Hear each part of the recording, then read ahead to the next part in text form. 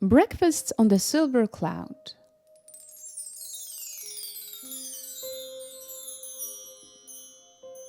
Bardo woke up today in an extraordinary place. The air around her trembled like a string and her breath grew shallower with each moment. She felt a strange tingling in her head while her belly was filled with a pleasant lightness like the warm breath of earth after the first spring rain. Her hands clenched into fists on their own, then relaxed again, as if they didn't know whether to hide or reach for something invisible. Her throat felt dry, yet an involuntary smile appeared on her lips, as if her body already sensed that the most important adventure of her life was just to begin. Only now did she realize she was lying on something soft and fluffy that swayed gently in the air. "Where am I?" she asked herself, rubbing her sleepy eyes. "And what are those windows?" she wondered. Indeed, in some places, delicate streaks of light formed something resembling windows. Here and there stood transparent armchairs, while luminous specks floated in the air like fish in a large aquarium. In the distance, she could hear a quiet murmur of conversations and a melody that couldn't quite be grasped. "Welcome to the Silver Cloud," she heard a cheerful voice say. Bardo looked around. Indeed, she found herself on an enormous silver cloud, and beside her sat a small boy with white hair and eyes like amber. "Shall we play Palm Prince?" he asked with a mysterious smile.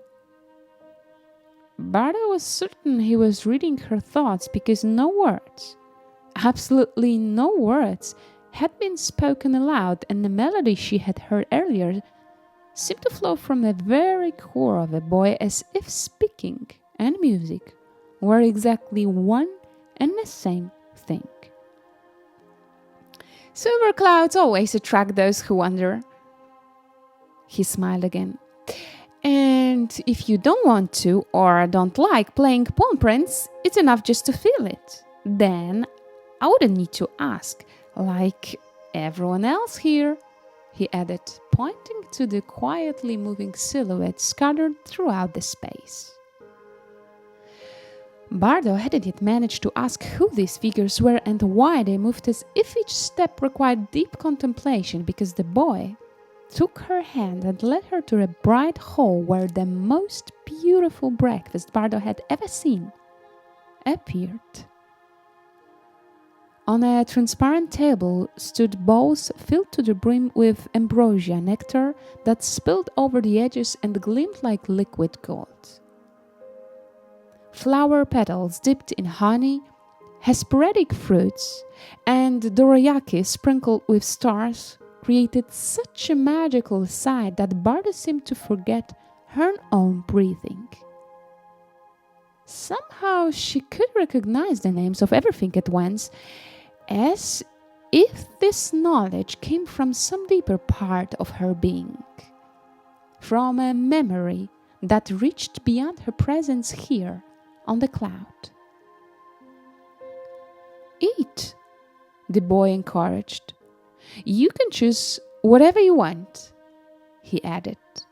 "But remember, no one has ever discovered their true destiny by sitting still and thinking."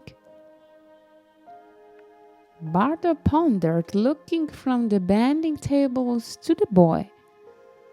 She reached uncertainly for one of the fruits, feeling its warmth beneath her fingers, but as soon as she lifted it to her lips, her gaze wandered further across all the wonders spread on the table. She tried nectar from forget-me-nots, star seeds in caramel shells, golden tears of the sun, and others, but nothing could tear her thoughts away from a strange feeling that all of this was familiar to her. An echo of something her soul had dreamed before she came into the world. "A bowl of pearls," she said aloud. "Those pearls!" Bardo jumped up from her place, setting aside all the delicacies, unable to believe her own eyes. She felt a strange tingling in her palm that brought back the image of pearls once torn apart in anger. She touched one of them, and warmth spread through her fingers, reminding her of the words she had read then. 16th of February, Thursday, a frosty day. I sit by the window looking at stars twinkling in the navy blue sky. I rest my head against the cold glass, feeling something tightening inside me. Today, I received a necklace of tiny pearls, and with it, an envelope with the words "Open in 2 months. Only you know the key." Bardo felt growing confusion. The emotions of those days began forming into images and flashing like movie frames. Meeting the old seamstress Dira, platform 15 among the dense forest, and Elowen who didn't come. A lost rubber boot in a snow, pretentious and real dreams, the mystery of the old mill and the white sweater, the imperial city with Leo, and meeting Vatara in the desert. "What does all this mean?" she thought, looking around for the boy who had been sitting beside her just moments before. Suddenly, the air around them thickened and the silver cloud began to swirl, creating a spiral tunnel. From its depths emerged a small figure with wings that sounded like crystal bells. Her eyes gleamed like 2 pearls, and in her hands she held a small wooden key. "Please take it. This is for you," she said, extending her hand toward the end. A moment later, doors began appearing around them. Hundreds of doors floating in the air, each leading somewhere different. Bardo stepped back, feeling her heart beating faster and faster. "How am I supposed to know which one to choose?" she asked in a trembling voice. The figure smiled mysteriously and pointed to the pearls. At that moment, the boy appeared again, and the air between him and the winged figure crackled with tension. Bardo's palms began pulsing with warm light, as if responding to the boy's arrival. With each pulse, one of the floating doors dissolved into the air until only a few remained. "Create your own path," whispered the boy, while the small figure began pulling the ant toward the breakfast table. Bardo felt herself standing between 2 forces, pulling her in opposite directions. Her breathing became shallow, and she felt a strange cramp in her stomach, as if her body itself didn't know which way to turn. The pearls in the bowl began pulsing stronger and stronger, trying to convey important information to her in a language she didn't yet understand. "I don't need any of these doors," Bardo said after a moment, connecting all her memories into a whole. The pearls swirled around their own axis, creating a spiral of light that began stretching across the sky, cutting through layers of clouds. "I just want to pass through these clouds," she declared firmly, suddenly understanding that it wasn't the doors that mattered, but the courage to leap into the unknown. The boy smiled widely and said, "Everything has prepared you for this moment. You can do it." Bardo looked once more at the pearl, which now floated lightly above the bowl again, forming a constellation similar to the one she had seen through the window that frosty Thursday. "What do you want, Bardo?" The boy interrupted with slight impatience. I would like to go down to earth and be born again, she said, or perhaps more felt. I told you that no one has ever discovered a true destiny by sitting still and thinking.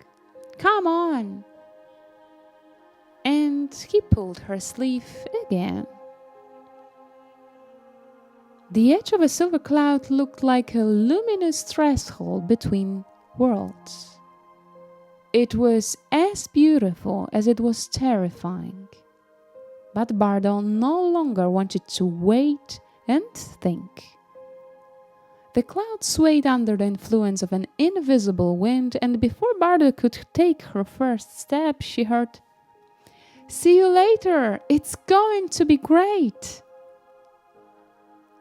One deep breath, and the thought of jumping caused tiny, luminous points to appear around her, similar to pearls, which, reconnected, began showing her the way through the heavens. "How soft it is here!" she exclaimed. And she began counting how many clouds she had to pass to finally find herself on earth. 1, 2, 3 of them, 4, 5 clouds, 6, 7, 8, 9, 10, 11, 12, 13, 14, 15, 16, 17, 18, 19 clouds, 20, 21, 22, 23, 24, 25, 26, 27, 28, 29, 30, 31, 32, 33, 34, 35, 36, 37, 38, 39, 40 clouds, 41, 42, 43, 45, 46, 47, 48, 49, 50, 51, 52 of them, 53, 54, 55, 56, 57, 58, 59, 60, 61, 62, 63, 64, 65,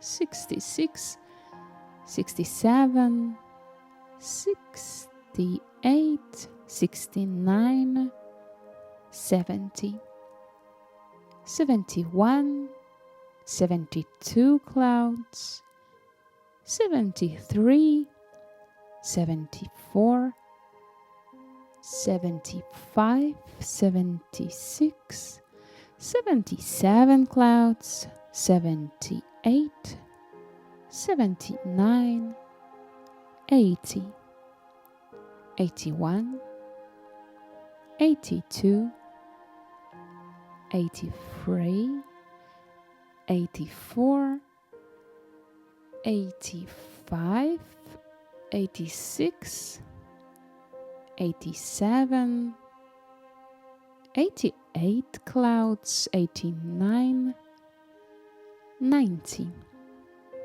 91, 92, 93, 94, 95, 96,